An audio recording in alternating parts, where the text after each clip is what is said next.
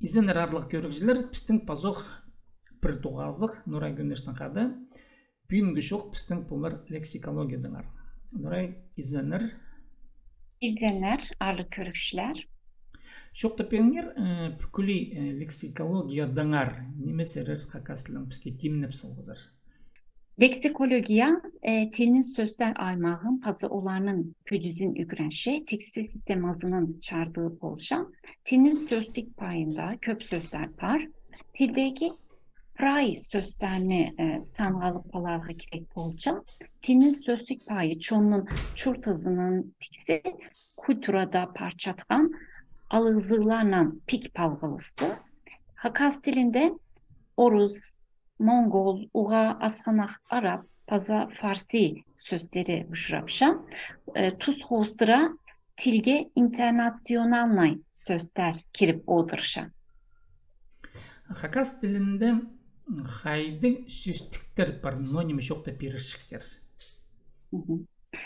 Hakas dilinin sözlük payın çarıqa sıxan sözlükler kirilçiletçe közümge alza 1948 yılda Abakan'da sıxan Rusko-Hakaski Slavar Dili Hakaski Начальных школ kindeni kiptenkizi Numinhanov olgan par pasqa 1953 yılda Baskakov'tun redaksiyasından Hakas Orus sözlüğü sıxan, andar 14 mun söz kiril parğan 1961 yılda Çankov'tun redaksiyasından sıxan Orus Hakas sılavarına 31 mun söz kir parğan.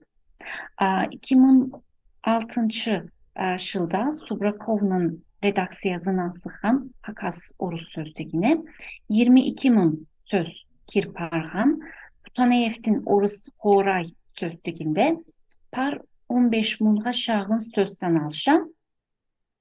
Paskada Kızlasova Çertikova'nın Slavar sinonimi Fakaskava yazıkan bu 2014 yılda sıxan pirkinde.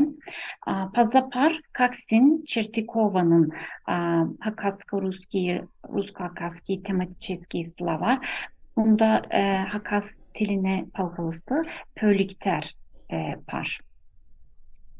Tinnestra alzı Hakas pazı Türk dillerinde haydi tüysüstür par. Hakas dilinde paza Türk dilinde töy sözler uşurapşa. Olar purunğu Türk dilindeki sözlerle çitikenler. Türkçonun purunğu dili Köktürkçe. Bir şeyler ya Orhun alfabetasından taskarga pazı pargan. Ananar purunğu Türk sözler Hakas pazada paslı Türk dillerinden leksikasında parpoladır. Türk şiirinde size Hakas süstikleri var ve Hakas dilini haydi kindeler var. Türkçe'de Timmelgen sözlüklerden Arıkoğlu 2005 yılda örnekli Hakasça Türkçe sözlükte sığargan. Sonra Hakasça Türkçe sözlük var. Emine Gürsoy Naskali, Butaneyev, Erdal Şahin, Veysel Şahin, Aylin Koç Timmelgen. 2007 yıldağı sözlük bu. Ya bizde dört Timmelgen sözlükler var. Algыс болсын сәрерге қысқы жақындық шоқ үшін leksikologiyaдан ара алғыс болсын аным жоқтар пазат басқанша. Pazat Oğuz'danca anım joktar.